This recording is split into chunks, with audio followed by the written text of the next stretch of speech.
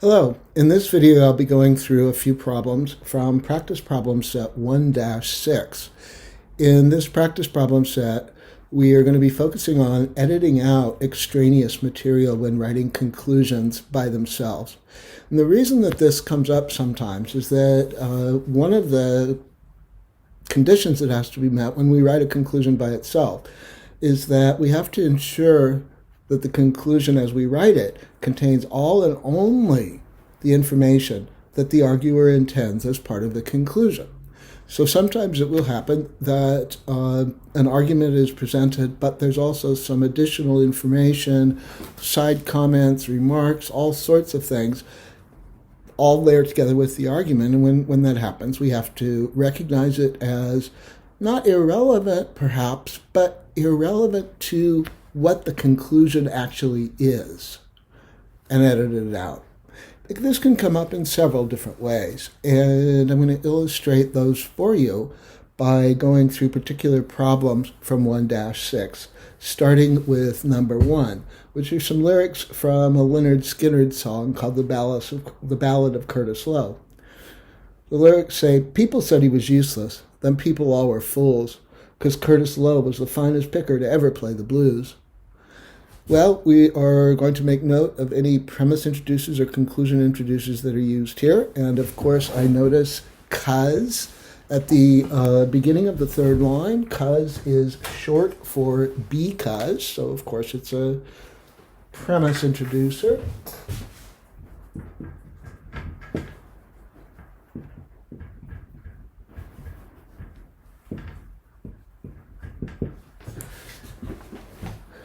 After 'cause, we have the premise that Curtis Loew was the finest picker to ever play the blues. And before that, we have two sentences. People said he was useless, then people all were fools. Well, what do you think the conclusion is here? Is the fact that he was the finest picker to ever play the blues a reason to believe that people said he was useless, or is it intended to be a reason to believe that? Well, no. People said he was useless is basically functioning like a topic sentence here. It's giving us some information that we need to understand the argument, and for that matter, to even understand the conclusion, which, as it's stated here, says, "Them people all were fools." Now, obviously, I can't just write "them people all were fools" because we wouldn't know from that what people we were talking about. So how about if I write this instead? The people who said Curtis Loew was useless all were fools.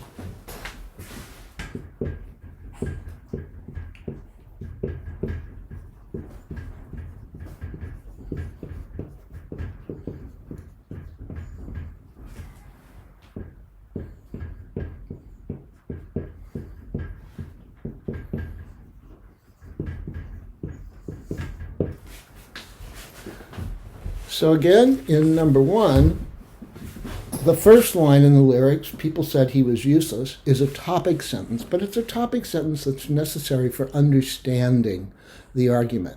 It's not irrelevant, but it is not the conclusion. Moving now to number 2, this was written by Dean Smith, who for quite a number of years was the very successful coach of the men's basketball team at the University of North Carolina at Chapel Hill. He wrote, "Some coaches say revenge is not an effective motivating factor because the emotion is short-lived." Now, it's important to notice, well, actually, before I do that, let's notice, of course, Coach Smith's use of the premise introducer because. So Coach Smith's, or I shouldn't say that, the premise in this argument is that the emotion is short-lived. Our question now is, how much of what comes before because is part of the conclusion? Well, to answer this question, we need to think about whose argument Coach Smith is presenting here. I hope it's clear to you that the coach is not presenting his own argument. Instead, he is telling the readers of his book about an argument that some coaches believe to be a good argument. Some coaches other than Mr. Smith. So the argument presented here is not Dean Smith's argument. it's an argument that Dean Smith is presenting and attributing to some coaches. That means that the words some coaches say are not part of the argument. They are an answer to the question, whose argument is it? In other words, they are an argument attribution. The conclusion of the argument is simply revenge is not an effective motivating factor. That is the conclusion that some coaches draw from the premise that the emotion of revenge is short-lived.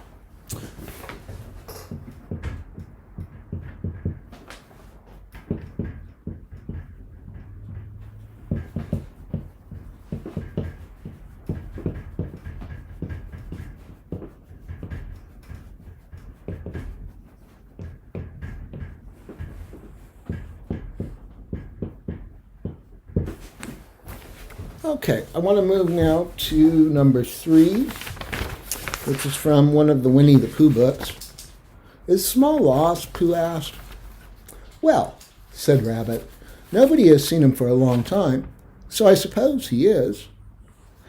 The argument is in the quote from Rabbit, and I hope you notice the conclusion introducer so.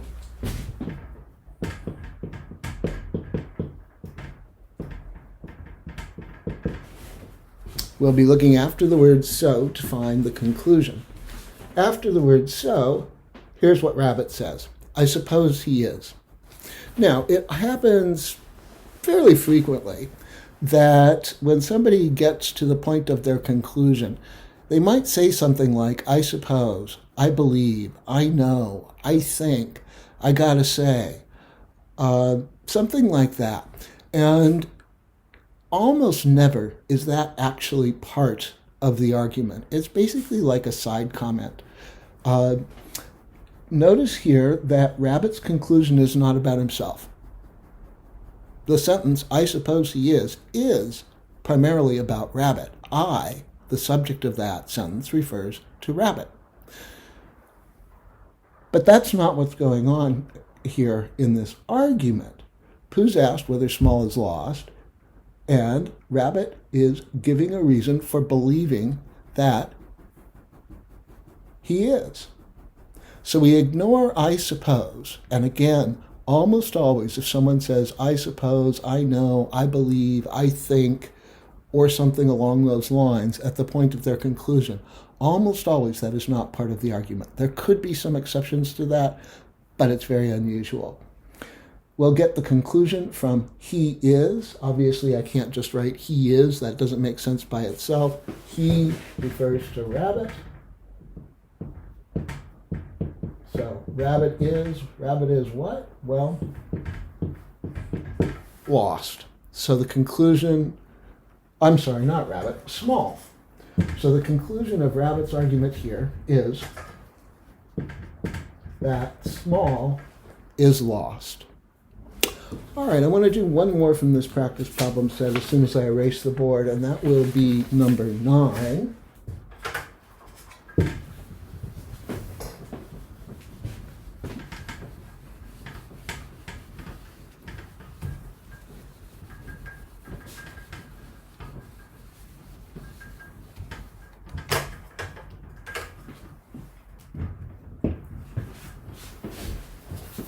Number 9 was written shortly after the death in 2005 of Andrea Dworkin. Dworkin was a prominent feminist author and activist. Some of the people who disagreed with some of her views engaged her views in ways that I would consider fair. That is, they paid attention to her reasons for her views and engaged them in a way that was civil and respectful. Other people just simply dismissed her views and often called her names or said insulting things about her as a way to try to get away with just ignoring what her views were and what her reasons for them were. And one of the common ways that was done is that some of her critics claimed that she hated men. The author of this short passage is responding to that kind of criticism of her. He writes, I am a man who has read all of Dworkin's books, and here is how it looks to me. I don't think she hated men. I think she loved us. I think Andrea Dworkin loved men because she loved people, and men are people. Men are human beings, no matter how hard we seem to want to prove otherwise by our behavior. Okay, I'm noticing the premise introducer because.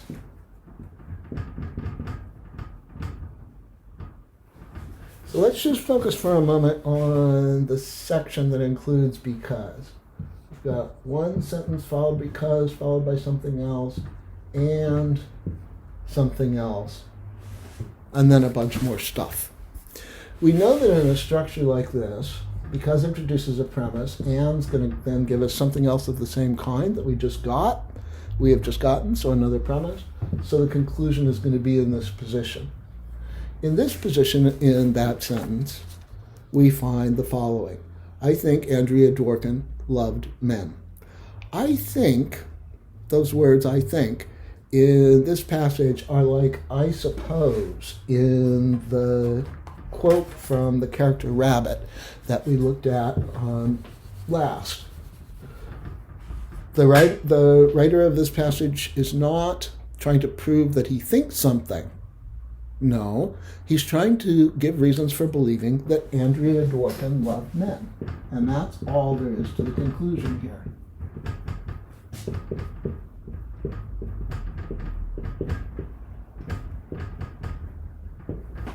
Andrea Dworkin loved men, and that's it for the conclusion in this passage.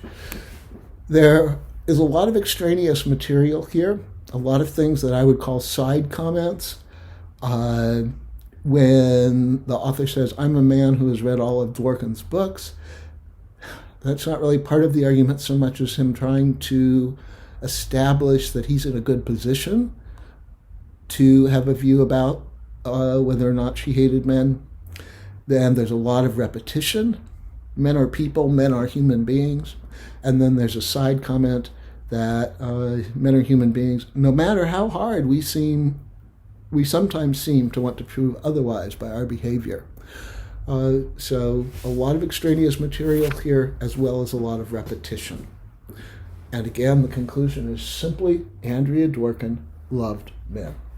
All right, I hope this video has been helpful to you. Please ask me any questions that you might have, and take care. Bye-bye for now.